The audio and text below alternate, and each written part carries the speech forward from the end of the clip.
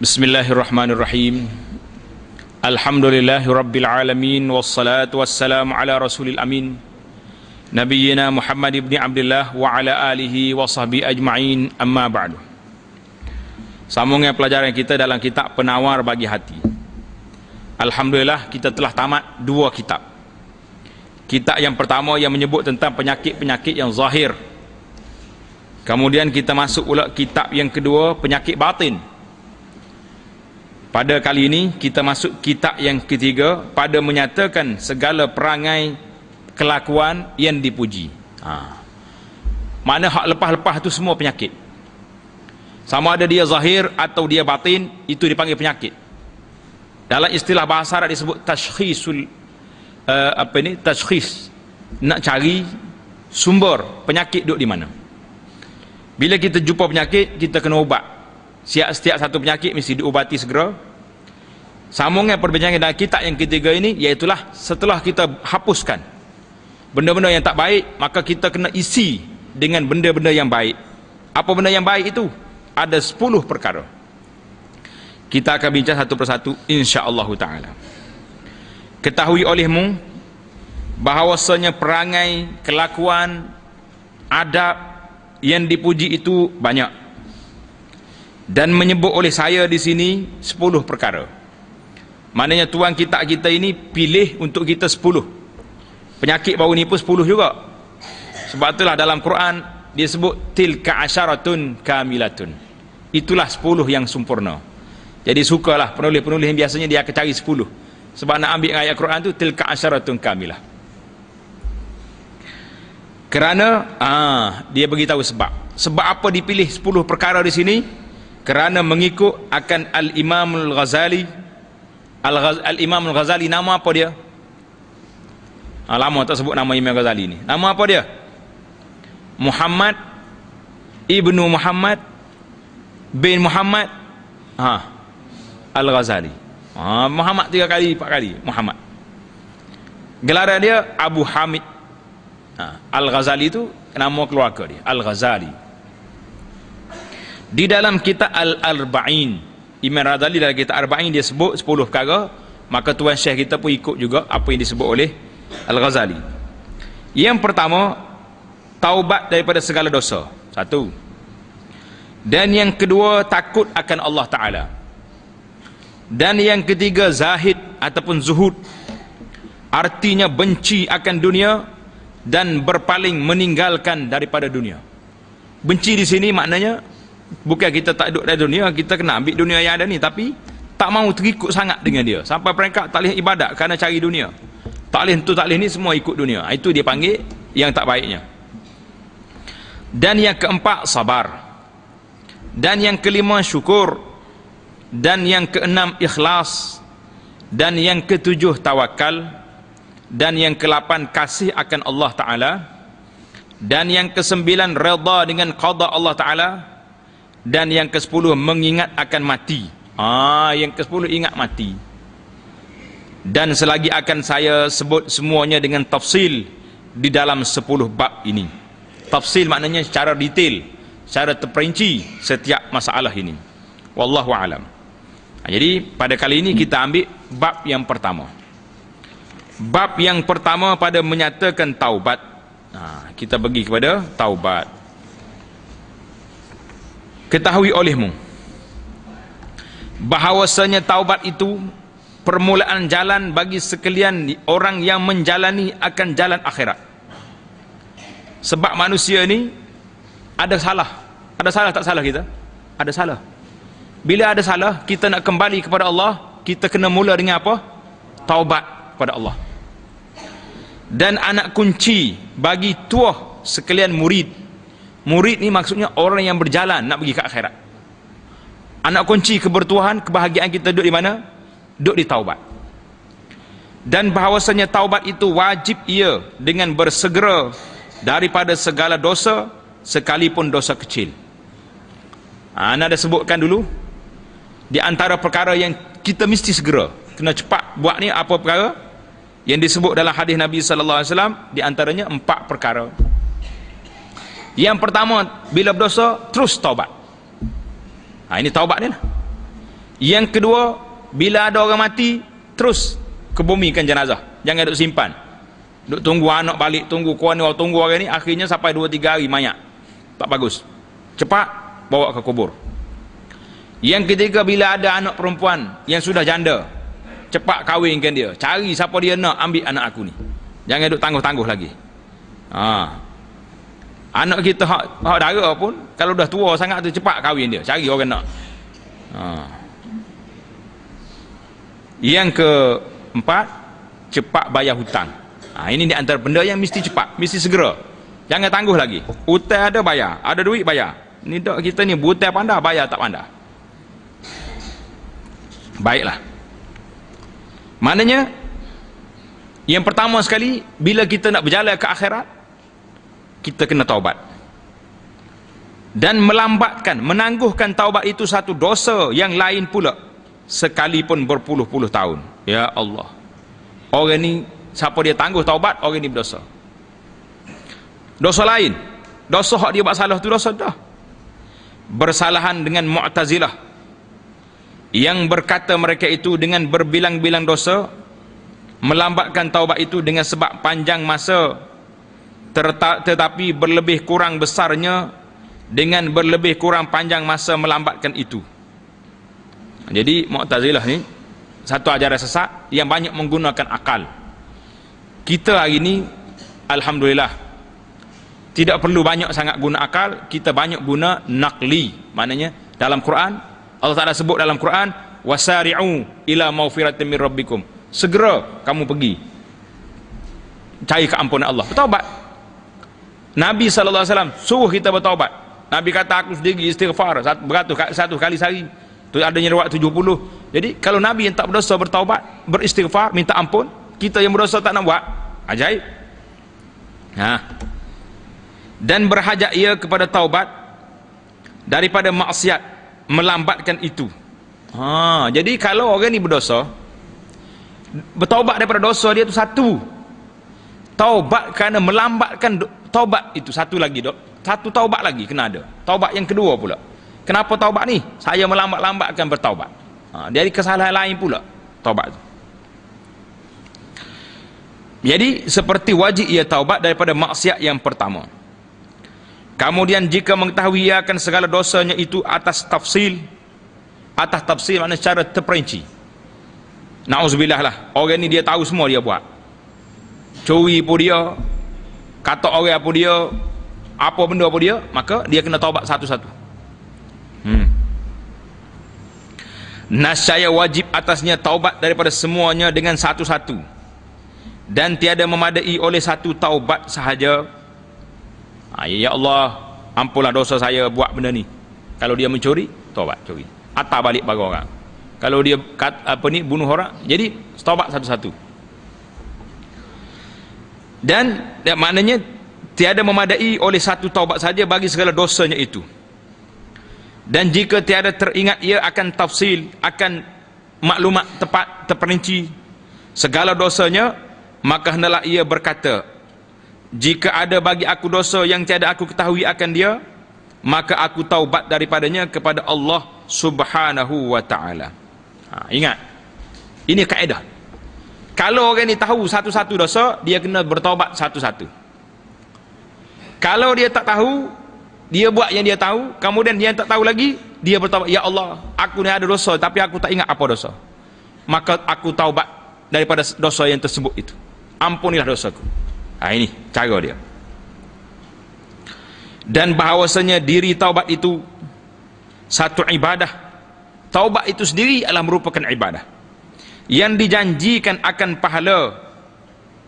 Allah Ta'ala janji orang bertaubat boleh pahala kerana taubat itu. Adapun hilang seksa kemudian daripada taubat, maka iaitu diserahkan kepada Allah Ta'ala.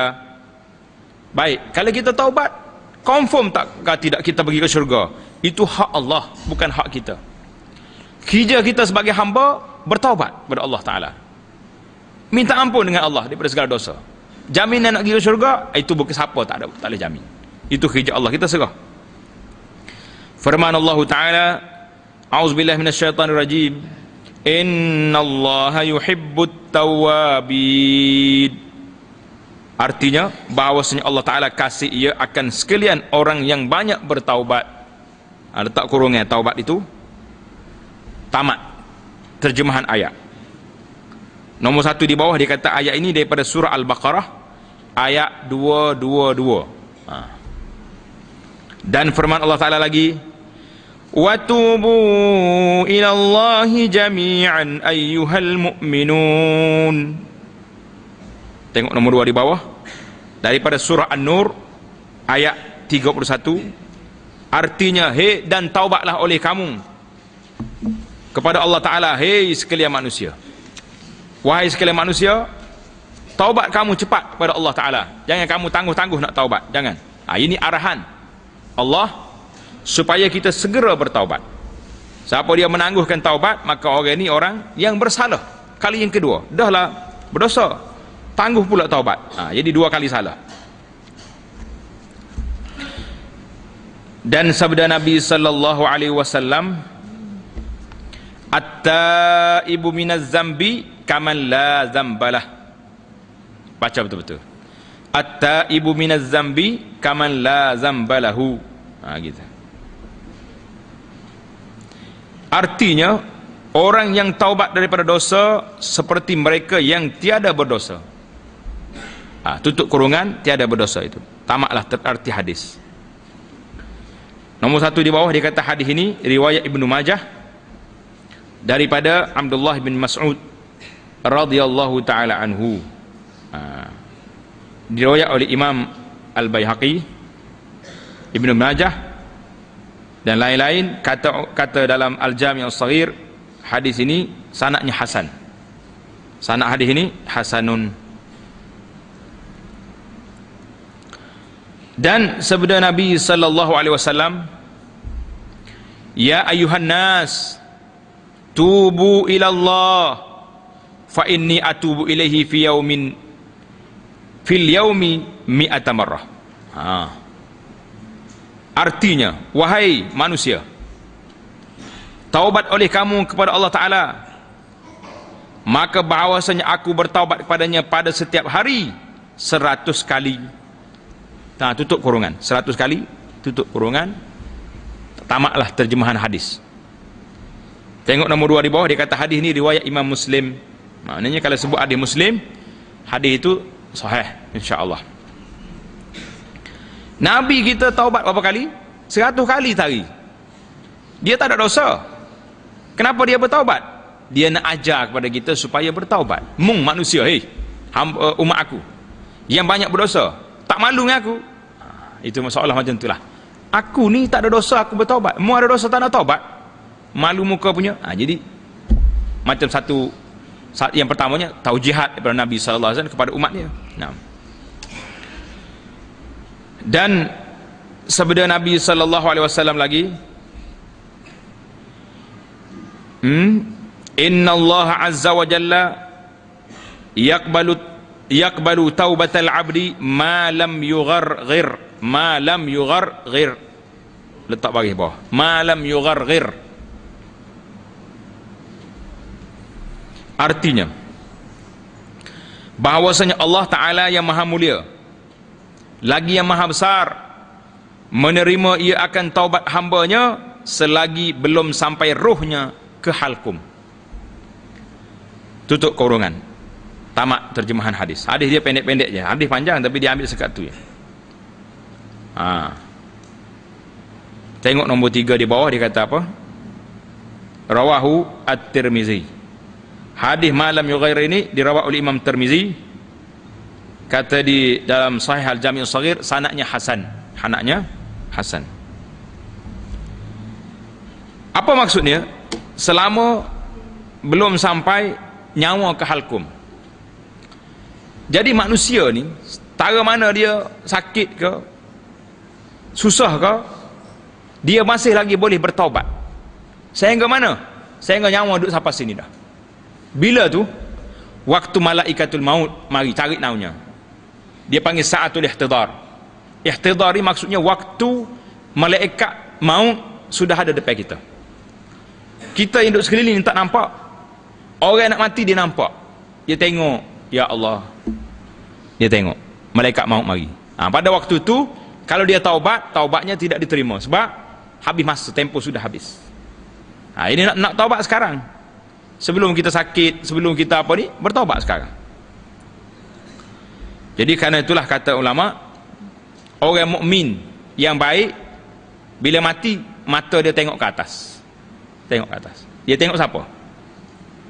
Kalau kita kata, oh dia tengok aku dah tu, nak selamat tinggal, nak mati. Dia tak tengok kita dah. Dia tengok malaikat. Malaikat bawa roh dia pergi. Jadi mata dia ikut tabi'ahul basar. Mata tu ikut naik atas, roh dia naik. Kemudian di antara tanda lagi, dia akan terpercik apa ni? Peluh dia di dahi. Sebab apa dia keluar peluh di dahi? Sebab dia malu dengan Allah Subhanahu Wa Taala. Ruh dia bawa naik, amalannya sedikit. Jadi kalau kita nak malu dengan Allah Taala, kita jangan banyak amalan. Jadi banyak ke amalan sekarang. Mudah-mudahan waktu ruh kita keluar dibawa oleh malaikat dalam keadaan kita tersenyum bahawa insya-Allah amalan yang kita ada ni tidaklah malu sangat kepada Allah Taala. Tuhan bagi nikmat yang begitu besar kepada kita, tiba-tiba kita buat derhaka kepada Allah, tidak guna nikmat yang ada itu untuk ibadat kepada Allah. Berat. Dan sabda Nabi sallallahu alaihi wasallam, man taba qabla an tatlu'a asy-syamsu min maghribiha taballahu alaihi. Artinya, sesiapa yang bertaubat sebelum naik matahari daripada tempat lenyapnya. Mana tempat lenyap dia? Tempat matahari turun. Bila matahari naik dekat nak kiamat nanti, matahari akan naik di sebelah halik jatuh, sebelah halik barat. Naik sini. Kan dia naik sebelah sana. Dia naik sebelah kiblat kita ni. Zak naik kau ni. Pada waktu itu Allah Ta'ala tak akan terima taubat. Ini dalam hadis kata, sesiapa yang bertaubat sebelum naik matahari daripada tempat jatuh dia sebelah barat, kawasan kita ni, nascaya menerima Allah Ta'ala akan taubatnya. Tutup kurungan. Setakat taubatnya itu tamat terjemahan hadis. Nombor 4 di bawah dia kata, hadis ini riwayat Imam Muslim. Hadis riwayat Imam Muslim.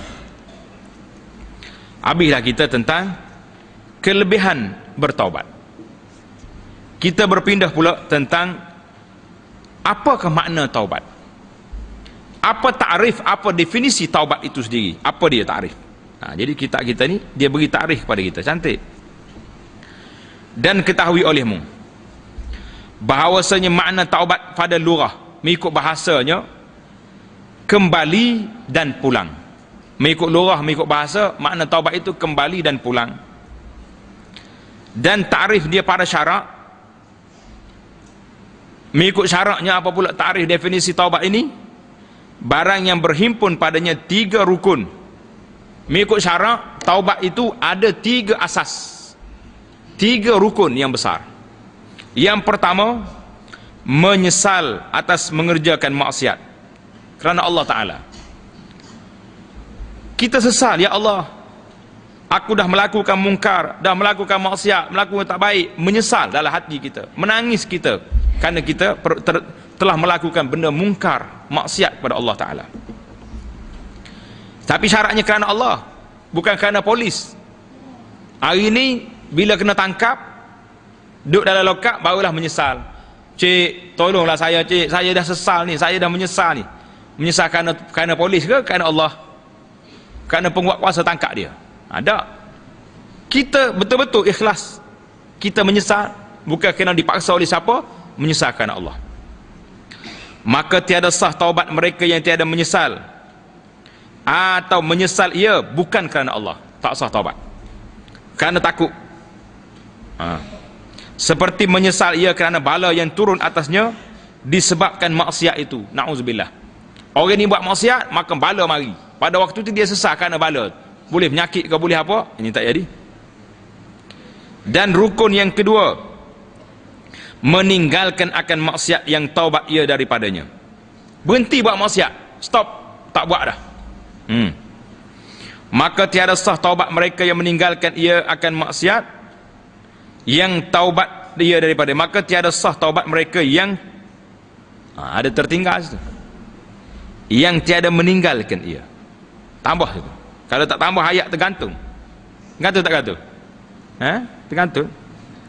Syaratnya orang nak taubat yang kedua ni, dia kena berhenti pada maksiat. Kalau maksiat tak semaya, terus berhenti, kena buat semaya. Maksiat riba, aku bertaubat daripada riba, tinggalkan semua riba. Tambah di situ, maka tiada sah taubat mereka yang lepas pada yang tulis tiada. Yang tiada meninggalkan ia akan maksiat yang taubat ia daripadanya. Kalau tulis itu tiada. Sebabnya kalau dia taubat tapi dia masih lagi buat benda tu, tak jadi. Sebab dia tak taubat betul-betul. Aku taubat dah, tak nak buat maksiat.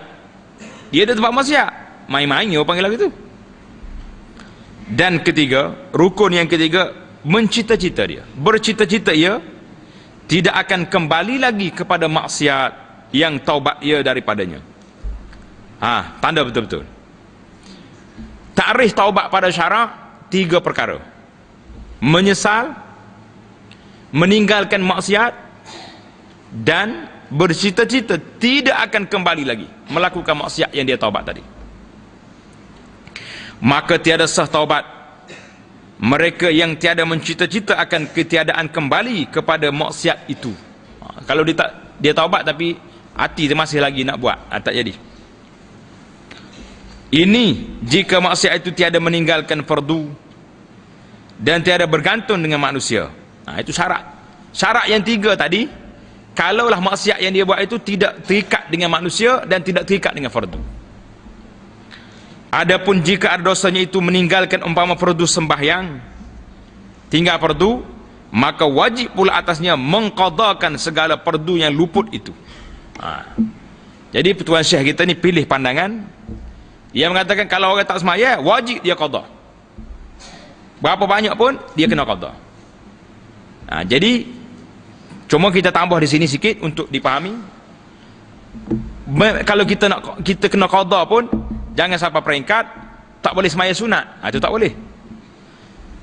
Ini ada setengah sahabat kita ni, pendakwah kita, dia jatuh hukum siapa dia ada semaya qada, dia tak boleh semaya sunat. Jadi orang ni nak semaya sunat, qada masih banyak. Nak qada tak larat banyak-banyak. Habis semaya tu sunat, tak semaya sunat dia? Tak semaya sunat. Mari bulan Ramadan orang semaya tarawih, dia duduk cokoh tepi dinding. Kenapa? Nak semaya tarawih ustaz kata tak boleh sebab ada qada. Nak qada rasa letih seorang-seorang, akhirnya tak semaya. Ini bahaya. Kita kata kamu qada lah semaya yang fardu, tapi jangan tinggal semaya sunat. Sunat mesti kena buat. Sunat yang 12 rakaat, sunat rawatib yang telah kita huraikan dulu dalam belajaran kita dalam kitab Riyadhus Salihin, kena buat 12 rakaat satu hari, buat. Semaya duha, buat. Semaya witir, buat. Semaya tarawih, buat. Lepas pada tu diikuti. Kita tambah pula, aku niat qada. Jadi jamak di antara 2 pendapat lah. Walaupun ada setengah ulama kata kalau orang itu dah betul-betul taubat tak perlu qada lagi, tapi kita ambil 2 pandangan. Qada tapi sunat jangan tinggal. Lagi banyak dia salat, lagi baik. Kan Nabi kata kepada 2 orang sahabat yang minta izin dengan dia, nak jadi orang yang murafik, orang yang dekat dengan Nabi masuk dalam syurga. Nabi kata, a'inni, bantu aku untuk menunaikan hajat kamu tadi dengan banyak melakukan sujud. Jadi nak suruh sujud kepada Allah Subhanahu wa ta'ala. Baik. Maknanya kalau orang ni tak semaya, wajib dia kena semaya. Kekalkan semaya yang akan datang ni, kekalkan. Kemudian banyakkan semaya sunat, bertaubat kepada Allah Subhanahu wa ta'ala. Di samping itu dia qadalah semaya-semaya dia yang lepas-lepas tu. Dan jika ada maksiat itu bergantung dengan manusia, hal tadi maksiat dengan Allah semaya, ataupun puasa itu maksiat dengan Allah. Kalau puasa lain pula, jadi dia kena taubat, dia kena ganti puasa yang lepas, dan dia kena bayar fidyah satu lagi. Cerita dia dalam bulan Ramadan nanti. Dan jika ada maksiat itu bergantung dengan manusia, seperti mencuri harta orang, maka disyaratkan memulangkan ia akan harta itu atau gantiannya kepada tuan punya. Dia curi barang orang ni, anggarannya RM2,000. Nak hantar barang tu tak boleh dah lah, dia makan siap dah. Maka dia beli barang juga bagi, ataupun dia bagi duit kadar RM2,000 yang dia ambil, bagi ketua dia. Minta maaf lah cik, saudara, saya rasa saya ada ambil benda awak dulu, tak ingat dah banyak mana, tapi anggarannya RM2,000, minta maaf. Allah. Atau minta halal ia daripadanya. Kalaupun tak tahu banyak mana apa benda yang kita buat, kita pergi minta halal lah. Halal lah cik, saudara, saya tak ingat dah, ada benda yang saya makan hak awak dulu, tapi saya tak ingat, boleh tak halal? Minta. Kalau dia ambil kita pun, kita halal juga. Dia panggil halal berhalal. Orang Kelantan kata halal berhalal dah. Jadi minta halal ia daripadanya dengan tafsil, dengan cara terperinci, mengikut mazhab kita, iaitulah mazhab Imam Syafi'i. Imam Syafi'i kena minta halal cara tafsil, bagi tahu, aku ambil rasanya makan berah mu 2 guni dulu, aku ambil buah durian mu jak luruh dalam pokok kutip, ambil makan, jual. Curi pok getah mu. Kalau ni curi pok kuat ni, pok mahal sekarang ni, tidak pok mahal lah ni, pok getah mahal ni. Bagi tahu. Mengikut pandangan mazhab Imam Malik pula, memadai minta halal dengan ijmal. Kena jadi mazhab Malik lah pula waktu nak minta maaf ni. Ijmal maknanya secara umumnya. Mazhab Malik kata tak apa, kita pergi minta maaf, ya akhi, saudara, saya dulu ada ambil benda awak ni, minta maaf minta halal, cukup. Tapi mazhab Syafi'i tak, bagi tahu mau ambil apa, itik, biri-biri, pok getah, berapa lagi, kena bagi tahu belakang. Rasanya kemah mazhab Syafi'i ni lebih detail tak? Tapi mesti kita nak mazhab Malik sini, takkan nak mengaku curi pok getah tu. Tu dia kata bahasa perangan ni, pada pok aku hilang sok mau pun rupanya. Bunuh pula kita majlis. Dan ada padanya keluasan, mana mengikut mazhab Malik ni ada keluar luas sikit. Maka jika tiada kuasa ia memulangkannya, nak hantar balik tak ada kuasa, dan tiada kuasa menghalalkan oleh yang punyanya, nak minta halal pun tak bolehnya, maka hendaklah ia bersungguh-sungguh ia pada mengikhlaskan taubatnya.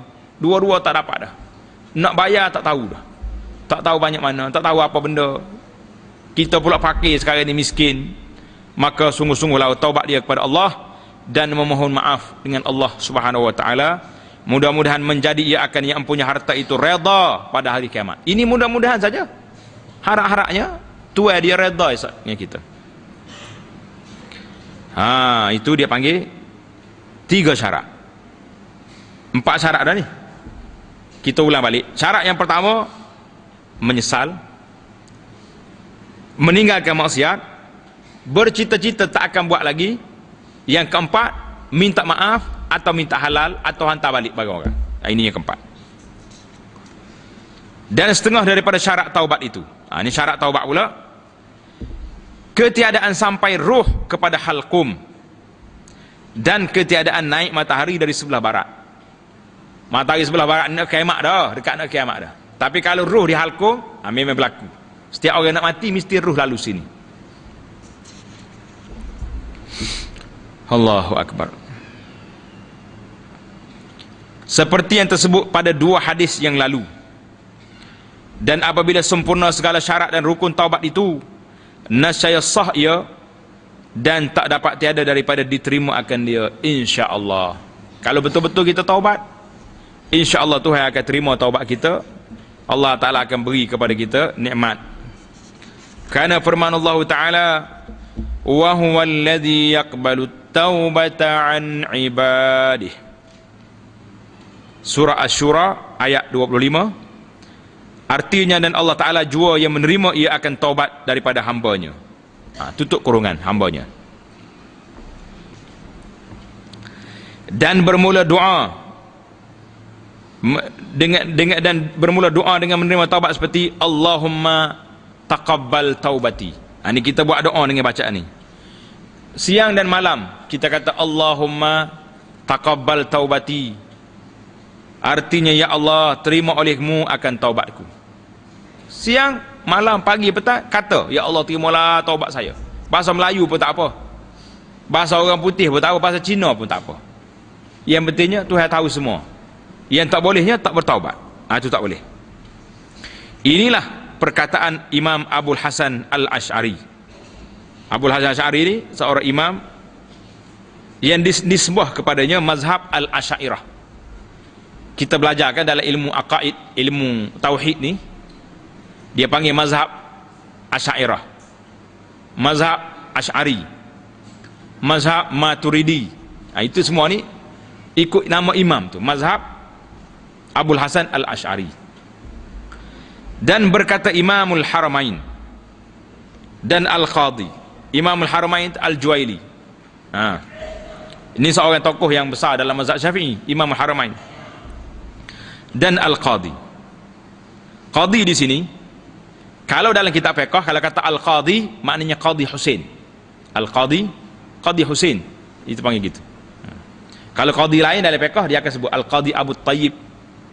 Jadi kalau qadhi, Al-Qadhi begini dengan mana Qadhi Husain. Ataupun dalam kitab akidah dipanggil Qadhi Al-Baqillani. Macam-macam istilah ni, kita kena tengoklah. Bahawasanya diterima taubat itu dengan zan jua, dengan sangkaan yang lebih kepada yakin. Dan bermula khilaf ini pada taubat orang Islam. Khilaf yang kita duk bincang tadi ni, taubat orang Islam. Adapun taubat orang kafir, orang kafir senang nak taubat, iaitulah dengan cara masuk Islam, maka diterima akan dia dengan putus, dengan dalil yang putus yang qat'i, dengan ittifaq ulama. Orang kafir jahat mana dia pun, kalau dia mengucap dua kalimah syahadah, asyhadu an la ilaha illallah wa asyhadu anna Muhammad Rasulullah, dia masuk Islam, semua dosa-dosa dia lepas gugur semua sekali, delete semua, tak ada dosa. Macam dia baru dilahirkan oleh mak dia balik. Tapi kalau masuk Islam dia nakal, dia dapat dosa balik lah. Tapi kalau dia kekalkan dengan Islam dia tu, maka bersihlah dia sampai bila-bila. Jadi ittifaq ulama bahawa orang yang baru masuk Islam, dengan Islam dia tu, dia mengucap, dia dapat hilang segala dosa dia. Kerana firman Allah Ta'ala, قل للذين كفروا إن ينتهوا يغفر لهم ما قد سلف. Surah Al-Anfal ayat 38. Artinya, berkata olehmu bagi mereka, maknanya kata oleh kamu bagi orang kafir, jika berhenti mereka itu daripada kufur, kalau mereka mau tinggal kafir, mau masuk Islam, nascaya diampuni bagi mereka itu akan segala perkara yang terdahulu daripada segala dosa mereka. Jadi dosa mereka tutup kurungan. Siapa-siapa yang masuk Islam, orang kafir, dosa dia diampun semua sekali. Dan ketahui olehmu bahawasanya yang menegah daripada taubat itu israr. Apa dia makna israr? Ia artinya tetap mengerjakan maksiat. Jadi orang yang israr, orang yang suka buat maksiat ni, tak taubat ni, orang ni memang payah nak bertaubat. Payah ke tak payah dia? Payah nak taubat, entah macam mana, dia masih berterusan. Dan adalah sebab israr itu 5 perkara. Kita tengok sebab apa orang ni tak bertaubat. Ada 5 perkara. Kena hitung satu-satulah. Sebab ada pelajar kita ni, dia kata, ustaz, mula-mula 3, lepas tu mari pula 3 pecah 3, jadi akhir sekali dia tak ingat mana-mana. Yang kena ingat, yang tadi 3 perkara tadi asas rukun taubat. Kemudian mari pula tambahan lagi syarat-syarat dia lagi. Yang gini, sebab manusia ni tak boleh bertaubat, ada 5 perkara yang menghalang manusia daripada bertaubat. Apa dia? Cuba kita baca cara laju sikit. Yang pertama, bahawasanya seksa yang dijanjikan itu bertangguh. Allah Ta'ala tak jatuh hukuman terus atas dunia ni. Kita pun tak apalah, kita taubat nanti-nantilah. Bila senang besok, bila kaya kita taubat daripada zina, daripada riba ni. Dan tabiat manusia itu bermudah-mudah ia dengan barang yang tiada tunai. Jadi bila benda tak mari selalu, kita boleh berani tangguh lah. Maka ubatnya bahawa berfikir ia, supaya mengetahui ia akan bahawasanya tiap-tiap barang yang akan datang itu hampir ia. Ingat, mati itu dekat, baru kita taubat. Jangan kata tak apa, saya baru 40, arwah ayah saya ni baru 80 mati. Kita rasa panjang lagi. Sekejap kita fikir, benda mari itu dekat. Dan yang jauh itu iaitulah barang yang tak datang. Benda tak mari, benda tu jauh. Benda mari mesti dekat. Betul tak? Betul. Sekarang ni kita dengan mati setiap hari, setiap detik, setiap minit makin dekat, makin dekat. Seperti yang telah lalu. Dan bahawasanya mati itu lebih hampir ia kepada seorang daripada tali sepatunya. Apa dia sepatu? Kasut. Dan tiada mengetahui ia akan adakah hari ini akhir umurnya. Kita tak tahu, boleh jadi hari ini hari kita mati. Kemudian berfikir ia betapa penat ia bekerja seperti kerja sawah, kerana takut akan ketiadaan makanan pada tahun hadapan. Maka seperti menanggung ia akan penat bekerja kerana hendak melepaskan lapar tahun depan. Seperti itulah juga menyegerakan ia akan bertaubat kerana melepaskan seksa pada masa yang akan datang. Kenapa cepat bertaubat ni? Meniti air mata selalu bila buat salah ni, kenapa? Kerana kalau kita mati zaman waktu ni, kita kena seksa masa depan. Ini dak. Kita hari ni duk kira masa depan ni, kalau anak kita tak pah periksa, gelap masa depan. Kalau anak tak dapat kerja, gelap masa depan. Tapi kita, kalau kita tak taubat, gelap tak gelap masa depan? Ni yang kita tak bincang lagi ni. Gelap masa depan orang tak bertaubat. Sebab dosa banyak akan dikira. Tapi dia taubat, insya-Allah Tuhan akan ampunkan. Dan seksa api neraka lebih pedih daripada lapar itu. Ingat, kita duk takut lapar, kita tak takut seksa. Itu sebab yang pertama, sebab janji nak seksa tu ditangguh. Sebab yang kedua, manusia ini terus buat maksiat, sukar meninggalkan kesedapan, keinginan dan keseronokan. Allahu Akbar. Payah nak tinggal, nafsu suka. Dan ubatnya, bahawa berfikir ia bahawasanya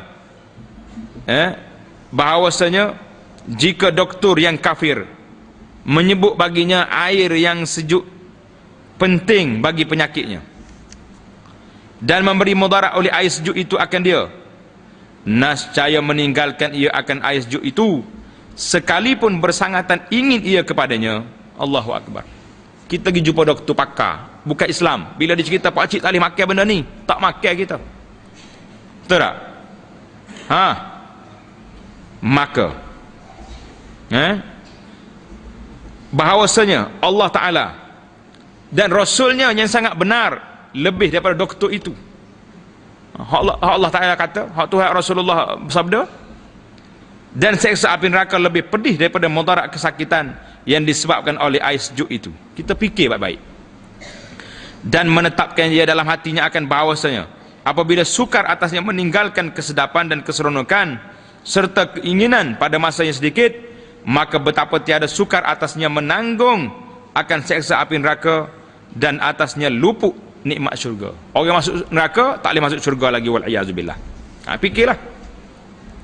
Sebab yang ketiga, menangguh ia akan taubat itu sehari lepas sehari, suka bertangguh, dan berkata ia selagi akan aku taubat pada masa yang akan datang, dan taubat itu dalam kekuasaan aku.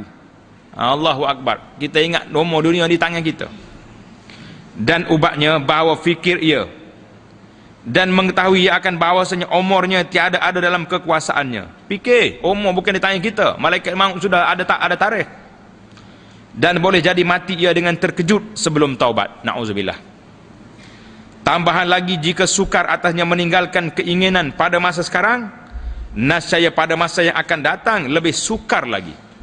Waktu kita sedar ni, kita tak tinggal maksiat, lagi masa depan lagi payah nak tinggal. Dan jika adalah ia menanti akan hari yang mudah atasnya pada hari itu melawan nafsunya, maka iaitu hari yang belum dijadikan akan dia, adalah bandingannya seperti seorang yang menghendaki ia mencabut pohon kayu dan lemah ia daripadanya kerana kuat akalnya, maka menangguhkan ia kepada tahun yang akan datang dan mengetahui ia akan bahawasanya pokok kayu itu bertambah besar dan bertambah kuat akarnya, dan ia bertambah tua, orang pula bertambah tua dan lemah, dan yang demikian itu sehabis-habis jahil orang ni. Kasar juga tuan syekh kita ni. Orang yang menangguh nak taubat. Sekarang ni mudah lagi kita kuat, tapi lagi lama kita biasa dengan maksiat, lagi besar pohonnya, lagi besar akarnya, lagi umbinya lagi dalam, duduk dalam hati kita. Maka pada waktu itu payah sekali kita nak keluar, nak meninggalkan maksiat. Ini yang masalah sekarang. Itulah payah sungguhlah kita nak tengok orang taubat ni bukan senang. Orang yang boleh taubat daripada maksiat ni boleh ucap tahniah lah. Terima kasih banyak-banyak pada Allah Ta'ala, syukur kerana Tuhan beri hidayah. Nak cabut satu benda payah sekali. Tak usah kata apa, orang tu tua nak tinggal kampung halaman dia, nak tinggal ayah itik dia, nak tinggal anak cucu, payah nak mari beribadat di kawasan kita, di pondok kita ni, payah. Saya tu hak saya hak ni, akhir sekali ikat kepala, ikat kaki, usum kita kubur, Assalamualaikum, baru tak saya. Yang keempat, bahawa menjanjikan ia akan dirinya dengan kemurahan Allah dan maafnya. Kalau kata kenapa tak taubat ni, Allah kan pemaaf, Allah kan pemurah, Allah kan penerima taubat. Kita duk baca sifat-sifat Allah Ta'ala kepada hambanya. Innallaha ghafurur rahim. Allah Ta'ala maha kesian belas. Habis? Tak apa, tak payah taubat, dia Tuhan kesian belas. Duk main lagu ni. Syekh kita ni kata apa? Dan ini sehabis-habis bodoh. Orang habis bodoh ni, orang duk mengharapkan rahmat Allah Ta'ala tanpa dia bertaubat. Kerana harap ia akan kelepasan pada ketika tiada mencelai ia akan jalannya. Jadi dia harap dia lepas, tapi dia tak menjalani jalan yang sepatutnya dia dapat. Dan yang demikian itu tiada biasa, seperti tiada biasa berlayar perahu pada daratan. Allahu Akbar. Adakah perahu berlayar di atas darat? Tak ada. Adakah orang boleh rahmat tanpa dia minta dengan Allah Ta'ala, tanpa dia taubat? La ilaha illallah. Dan sabda Nabi sallallahu alaihi wasallam, diriwayatkan daripada Nabi sallallahu alaihi wasallam, al-kayyisu man dana nafsahu wa amila lima ba'dal maut, wal ajizu man atba'a nafsahu hawaha wa tamanna 'ala Allahil amani. Tengok nombor satu di bawah tu. Hadis ni riwayat Imam Ahmad. Riwayat Imam Ahmad wa Tirmizi dan lain-lain ulama daripada Shaddad bin Aus radhiyallahu taala anhu. Jadi mengikut dalam Al-Jami' As-Shaghir dia kata hadis ini dhaif. Artinya, bermula orang yang berakal, mereka yang menghisap, menghitung, membuat kira-kira dirinya mengikut perintah Tuhannya, menghisap ia dan menghina ia dan mengerasi ia akan dirinya, artinya menjadikan ia akan dirinya mengikut perintah Tuhannya, dan beramal ia bagi barang yang kemudian daripada mati. Kita buat amal tiada untuk lepas mati apa nak mari. Dan bermula orang yang lemah, yang taksir ia pada segala pekerjaan mereka, mereka yang mengikuti akan dirinya, memperikutkan akan dirinya akan keinginan nafsunya. Allahu Akbar. Nafsu nak apa ikut belaka. Maka tiada menegah ia akan dia daripada yang diharamkan, tapi dan mencita-cita ia atas Allah Ta'ala dengan segala angan-angan. Kenapa tak taubat? Allah tak apa, lambat lagi nak mati. Allah Ta'ala maha kaya, Allah Ta'ala maha pengampun. Dia baca tu. Ini dipanggil orang yang lemah. Maka serta taksirnya pada mengerjakan taat dan serta mengikutnya, setakat angan-angan itu tutup kurungan. Habis dia punya terjemahan. Maka serta taksirnya, kurangnya, lemahnya pada mengerjakan taat dan serta mengikutnya akan keinginan, tiada ia bersedia dan tiada ia taubat, bahkan mencita-cita ia atas Allah Ta'ala akan ampunnya dan maafnya dan akan masuk syurga, serta mengekalkan ia atas maksiat dan meninggalkan ia akan taubat. Dan berkata Sa'id bin Jubair rahimahullahu ta'ala, bermula kelalaian dengan Allah bahawa berpanjangan seorang laki-laki dengan mengerjakan maksiat dan bercita-cita ia Allah Ta'ala akan ampun. Jadi orang yang lalai itu, orang yang terlalu berangan-angan Allah Ta'ala maaf pada dia, tapi dia terus buat maksiat. Ini dia kata 5 perkara. Mana yang kelima?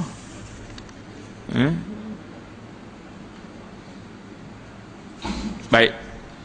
Dan ketahui olehmu bahawasanya dosa kecil itu jadi besar ia dengan beberapa sebab. Yang kelima duduk belakang sana tu. Ke mana? Dan ketahui olehmu bahawasanya dosa kecil itu jadi besar. Bila dosa kecil jadi besar ni? Kita ingat dosa kecil dengan beberapa sebab. Yang pertama, bahawa menghitung kecil ia akan dia dan menghina ia akan dia, maka tiada peduli ia akan dia dan tiada duka cita ia dengan sebabnya. Kenapa buat ni? Dosa kecil ni, tak apa. Kita pun buat lah sebab dosa kecil. Satu. Yang kedua, suka cita ia dengan dia dan mermegah-megah dengan dia. Ya Allah, dosa ni kecil, beres. Jadi main-main. Yang ketiga, bermudah-mudah ia dengan menutupi Allah Ta'ala atasnya. Allah Ta'ala tudung dia buat dosa kecil, dan menyangka ia akan bahawasanya kerana mulianya di sisi Allah Ta'ala, dan tiada mengetahui ia akan bahawasanya ia dimurkai oleh Allah Ta'ala. Dia main-main ya. Tak apa, Tuhan lindung aku, Tuhan. Jadi, dan yang keempat, bahawa mengerjakan ia akan dia dengan terang-terang dan menzahirkan ia akan dia, buat maksiat cara terang-terang dan menyebut ia akan dia, kemudian daripada mengerjakan ia akan dia. Sabda Nabi SAW, kullu ummati mu'afa illal mujahirin wa inna minal mujaharati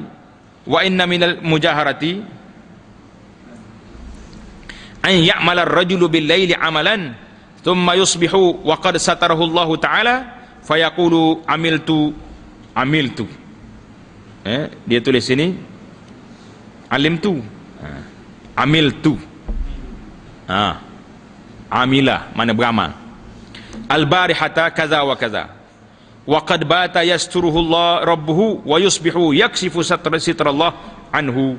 Jadi dia sendiri duk buka tutupan Allah. Jadi hadis ini riwayat Bukhari, hadis yang sahih. Artinya tiap-tiap umatku ini dimaafkan daripada mereka itu. Umat-umat aku ni dimaafkan. Tiada dosa bagi mereka itu melainkan yang berterang-terang dengan maksiat. Orang buat maksiat terang-terang, tiada dimaafkan mereka itu. Orang buat maksiat secara tersembunyi pun dosa, tapi tidaklah dahsyat daripada orang buat terang-terang. Dan setengah daripada menzahirkan dan menerangkan maksiat itu bahawa mengerjakan oleh seorang pada malam akan pekerjaan yang jahat. Kemudian masuk ia pada waktu pagi, pada ketika Allah Ta'ala tutup akan dia, akan maksiat yang dia buat semalam, maka dia pergi cerita kepada orang, dia berkata, aku kerja semalam begini-begini aku buat semalam. Semalam pergi disko, semalam pergi dia pergi danduk, semalam pergi semalam ni. Dan sungguhnya telah bermalam ia, menutupi akan dia oleh Tuhannya, dan berpagi-pagi ia membuka akan penutup Allah Ta'ala daripadanya dengan memasyhurkan dosanya. Ini dia kata orang yang tak baik, orang yang celaka, orang yang Allah Ta'ala buat maksiat cara terang-terangan. Kalau dia sembunyi, benda tersembunyi, dia besarkan, dia tunjuk pada orang pula. Hari ni senang je, kita tengok orang buat maksiat hari ni, dia masuk dalam gambar-gambar dia masuk dalam Facebook dia. Saya semalam duduk disko ni, tunjuk pada orang pula. Subhanallah, satu dunia orang tengok. Ini semua benda mungkar belakang ni.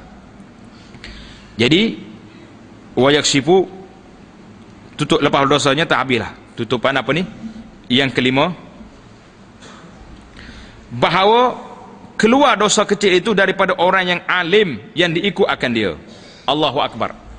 Dosa kecil jadi dosa besar. Dengan sebab apa? Orang alim, orang yang ada ilmu, dia buat dosa kecil, maka yang demikian itu jadi dosa besar dia. Sebab orang tengok, ustaz buat juga, anak ustaz pakai seluar ketat juga. Anak kita hak jahil ni apa lagi? Ini berat ni. Dia kata ustaz pun, ustaz pun berat ni. Kerana bahawasanya berkekalan ia kemudian daripada matinya. Bila orang jahil buat, orang tak ikut. Tapi kalau ustaz buat, orang akan ikut. Ustaz tu buat, berapa ramai?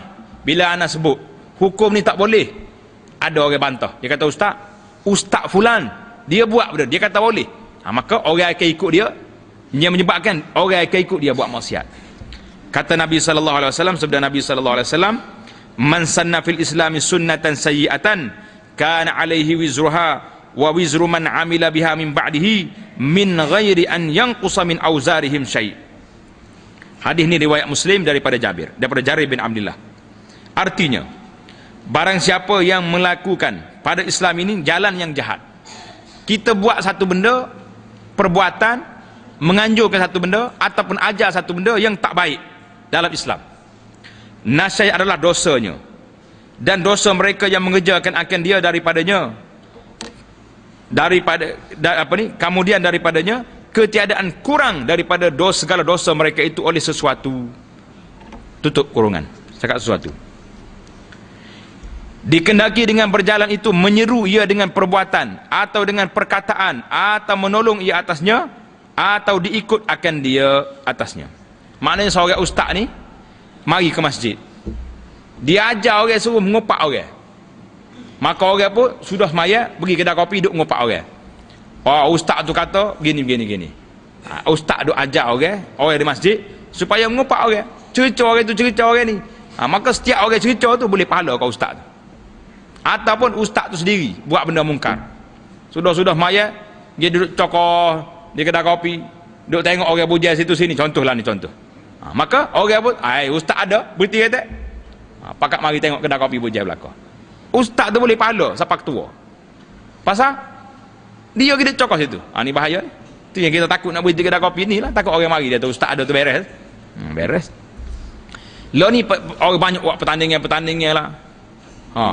Bila banyak ni sekolah-sekolah harap, sekolah apa pun ada lagu-lagu, buat lanjut, buat majlis-majlis ada lagu, padahal masjidnya berlagu lagi. Orang kapal ingat, tak apa ustaz ada, tu imej sendiri ada, orang akan ikut. Tak apa kita buat pasal ustaz buat juga. Bila majlis-majlis kahwin, rumah ustaz, rumah tu imej, rumah tu lebar, ada pondai pergi makan, orang tengok, comel anak ustaz menikah mari, anak tu imej, siapa dia juru makeup? Mek pandai itulah pondai tu. Tu imej ajak pondai, tak kita tak boleh. Tu imej ni pak bila-bila. Boleh benda mungkar pasal dia telah menganjurkan satu benda maksiat yang orang ikut. Ini hati-hati. Dan firman Allah Taala, wa naktubu ma qaddamu wa asarahum. Ini dalam surah Yasin kita baca ni. Surah Yasin ayat 12. Artinya menulis oleh kami akan barang yang mendahulukan oleh mereka itu daripada segala amal kebaikan dan kejahatan dan segala berkas mereka itu. Tutup bekas mereka itu, tutup kurungan. Dikendaki dengan segala bekas itu barang yang menghubungi ia daripada segala amal, kemudian daripada selesai pekerjaan. Maknanya orang ni buat satu benda yang orang ikut dia, habis punah. Dan yang mengerjakan tatkala adalah yang membangkitkan atas taubat itu takut akan Allah Ta'ala, yang keluar daripada pengenalan, nasayanya memperiringkan oleh hamba akan menyatakan takut. Maka hamba ini tuan kita nak kata, memandangkan orang nak bertaubat ni mesti ada sebab. Apa sebabnya? Takut. Maka kita iringi bab yang kedua dalam bab perkara-perkara yang kebaikan yang perlu buat ni, iaitulah dengan khauf. Khauf tu artinya takut akan Allah Subhanahu Wa Taala. Insya-Allah kita akan sambung perbincangan kita dalam bab yang kedua, dalam kitab yang ketiga ini, iaitulah khauf, iaitulah takut akan Allah Subhanahu Wa Taala.